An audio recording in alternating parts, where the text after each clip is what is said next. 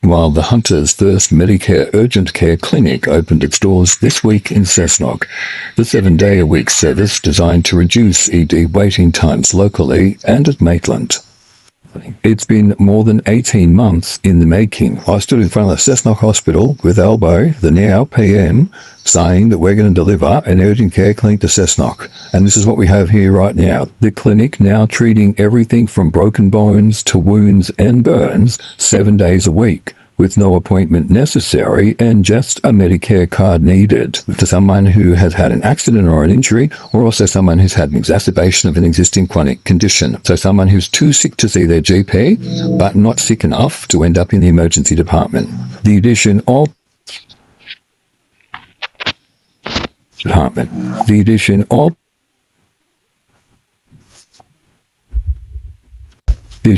the urgent care clinic expected to significantly reduce waiting times at Cessnock and Maitland hospitals. Across those 6 months, they've seen more than 40,000 presentations. Of those, more than 60% said that they would otherwise have gone to the ED, and 9 out of 10 patients would highly recommend the service. Since opening on more than 30 patients have come through its doors, and that's only expected to grow as more people become aware of the practice. And while regional health has been plagued by staff shortages, clinic operator For Health says the chance to practice complex medicine attracts doctors away from metropolitan areas. The doctor that's working in there today is from our Maroubra clinic in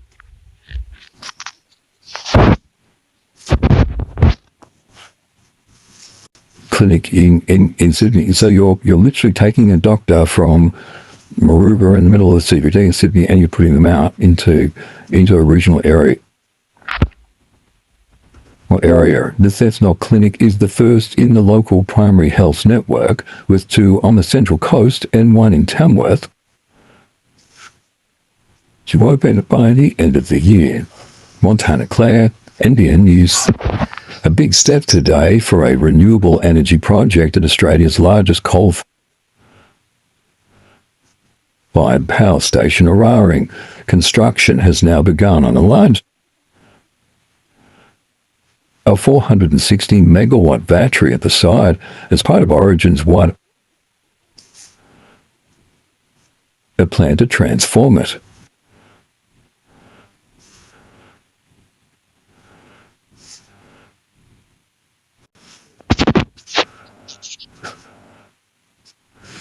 This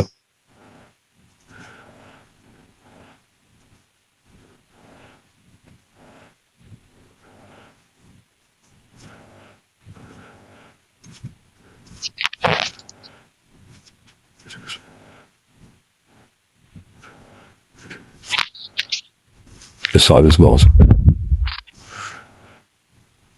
So we can build batteries adjacent to our power station, and that helps the whole system be stable, and we can send that power straight into it. The battery is expected to be complete in the final quarter of 2025. Police are investigating a car fire which sent black smoke over Hamilton this morning. Emergency services were called to Clyde Street shortly before 10 o'clock, quickly putting out the black.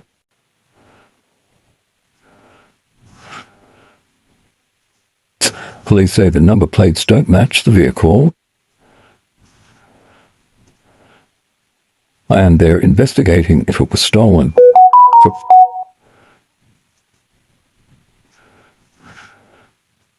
Blazes to red. It's an even floods. Our brave firefighters tackle many emergencies. Now crews at Muswellbrook are set to benefit from more modern training facilities and a multi-million-dollar new base. A flash news station with all the bells and whistles. Fire and Rescue state-of-the-art new Muswellbrook facility officially open. Crews moving from the original one built in 1976. It's a special day for the crew at Muswellbrook. It's an important day for Fire and Rescue New South Wales. This is the third reiteration extension of a fire station for the community, and every time it gets bigger and it gets better and it becomes more modern and more appropriate. For the first time, male and female firefighters have separate locker rooms. The $4 million building also boasts 3 engine bays, living and working areas, and modern training facilities. We do obviously a lot of firefighting, but we're also involved with rescue, with hazardous materials, supporting the ambulance, dealing with bushfires and floods. It all comes ahead of what's expected to be a busy bushfire season, as seen at Kersley this week. Authorities preparing now, with aerial fire trail inspections continuing across the Hunter. We're looking for washouts, we're looking for surface damage, we're looking for the ability of the category that the fire truck that's rated for can navigate the trail. Claudia Budoljak, NBN News. Work to better protect University Drive at Waratah West from flooding has been completed by Newcastle Council. The $5 million upgrade includes measures to ensure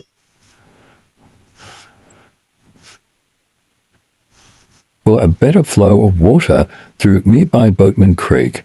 The low-lying section of road was frequently closed following heavy rain.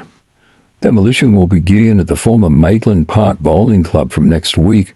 The building suffered fire damage in July and was deemed too unsafe to remain standing. Removing asbestos and structurally compromised parts of the club will be the first step, with the total works expected to be completed by the end of next month.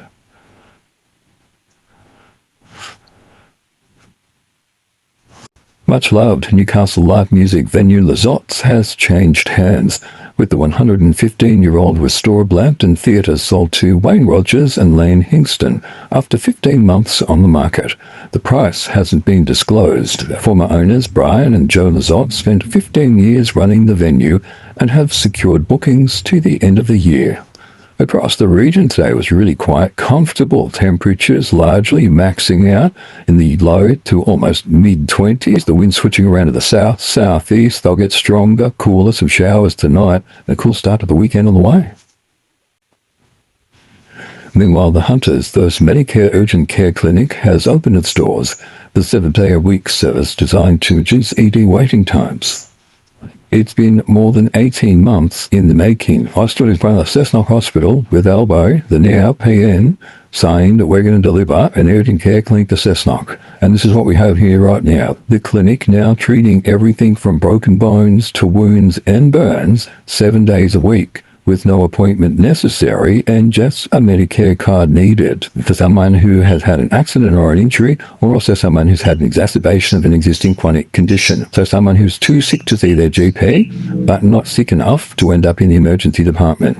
The addition of the urgent care clinic expected to significantly reduce waiting times at Cessnock and Maitland hospitals. Across those 6 months, they've seen more than 40,000 presentations. Of those, more than 60% said that they would otherwise have gone to the ED, and 9 out of 10 patients would highly recommend the service. Since opening on Tuesday, more than 30 patients have come through its doors, and that's only expected to grow as more people become aware of the practice. And while regional health has been plagued by staff shortages, clinic operator For Health says the chance to practice complex medicine attracts doctors away from metropolitan areas. The doctor that's working in there today is from our Maroubra clinic in Sydney. So you're literally taking a doctor from Maroubra in the middle of the CBD in Sydney and you're putting them out into a regional area. The Cessnock Clinic is the first in the local primary health network, with 2 on the Central Coast and 1 in Tamworth to open by the end of the year. That's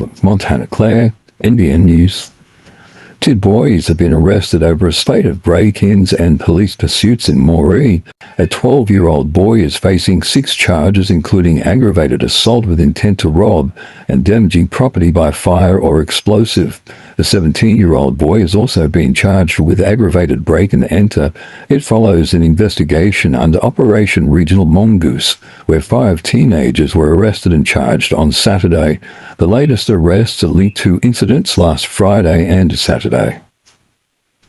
If you see a blue and white chopper hovering over the northwest and New England, don't be alarmed. Crown Lands is undertaking aerial fire trail inspections to undertake maintenance ahead of the summer bushfire season. Originally, we undertook the fire trials by land, by forward drive, and the program back then would incorporate half of that and take several months to complete. The program has run for more than 6 years, with more than 720 trails across the state, covering 3,600 kilometres inspected by helicopter. It's been an industry leader in research, and today the Tamworth Agricultural Institute celebrated a major milestone. An open day has been held to recognise 75 years of improving the lives and work of primary producers. A crucial component of research and development in New South Wales, the Tamworth Agriculture Institute, paving the way for 75 years. Building now to it's got multi-agencies, over 200 staff, and an R&D program that delivers outcomes for growers and communities in New South Wales. First opening in 1948 in a time known as the Green Revolution. The Institute focused on wheat research. We had new wheat genetics, new wheat varieties coming through.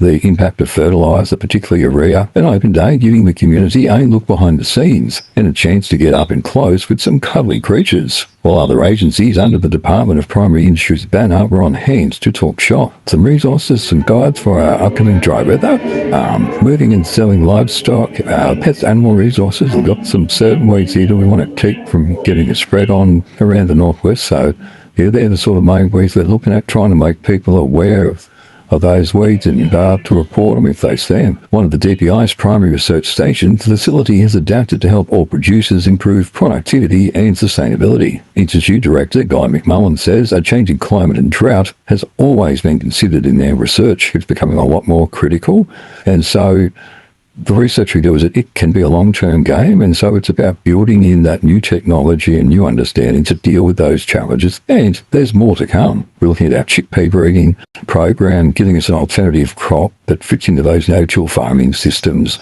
reduces the impacts of diseases and weeds. Rob Douglas, NBN News. A new survey has revealed pest and weed control is hurting the hip pockets of Australian producers.